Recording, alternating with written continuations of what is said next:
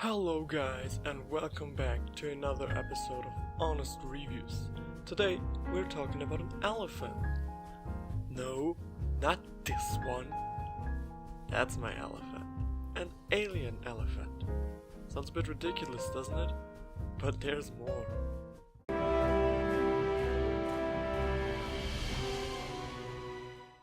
The game begins by showing an asteroid crashing on Earth and voila! That's how we arrive on this planet. Yes, like I said, we're an alien elephant that was riding an asteroid through space and now we crash. I guess.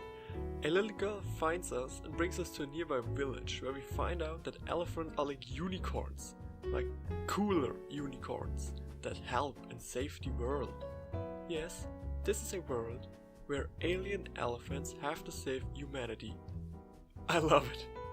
We then have to meet up with the queen in order to receive our holy quest, bringing our daughter back and saving the world, and that stuff.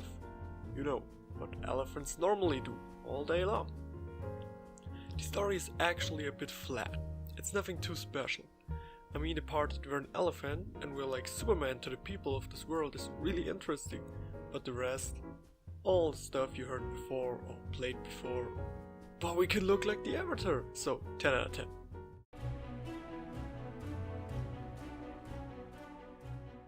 This game is a Legend of Zelda Light version. You walk around and solve puzzles that are mostly way too easy for anybody that is older than 5 years old, but I remember one puzzle in particular that was way harder than anything I expected in this game. Or I'm just terrible at puzzle games. Your movement as an elephant is of course restricted. You can blow air, water, fire and peanuts. You're like the Avatar with food. Dash and pick up stuff to throw it, shove boxes around, and that's it. But it's more than enough for some good puzzles. The game consists of 3 main towns and 3 main dungeons. The towns are relatively small, so you definitely won't get lost. You can talk to all the people and some give you mini quests, which are way too easy too. For completing them, you either get heart containers for, yes, more hit points, or you get coins. What the coins are, you may ask?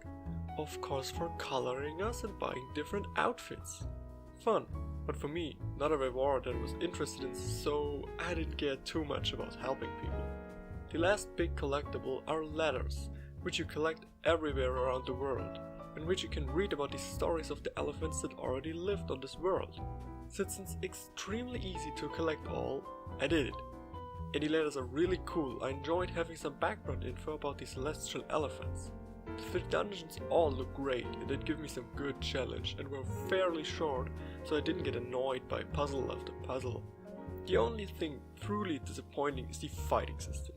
You beat every enemy in the game exactly the same way. You bump into them, and it's extremely boring. The only exceptions are the 3 bosses, which are definitely not great, but way better than normal enemies.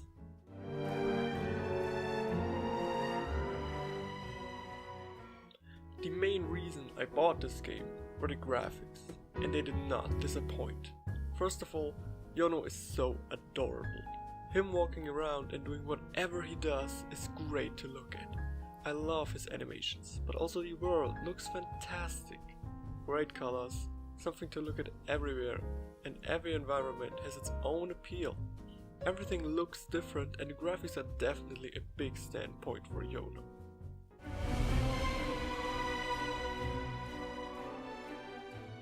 The soundtrack is good, but nothing special really. The themes playing in the background fit well into the places and, well, I was never annoyed by it.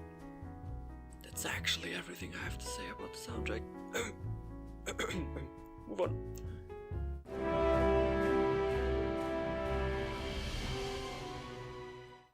$14.99. No, this is too much in my book. The game is played through 100% in one good afternoon, but since the game obviously is for kids, I won't judge that standpoint too hard. Still, I think the game would be more attractive if it had a lower price.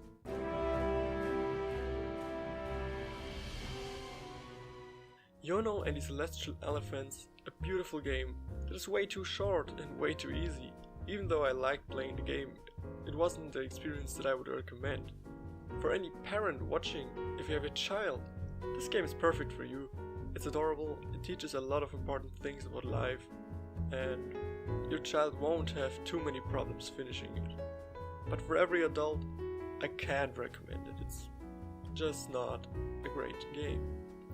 Thanks for watching this episode of Honest Reviews. If you like watching, please like and subscribe so you won't miss the next episode. And goodbye.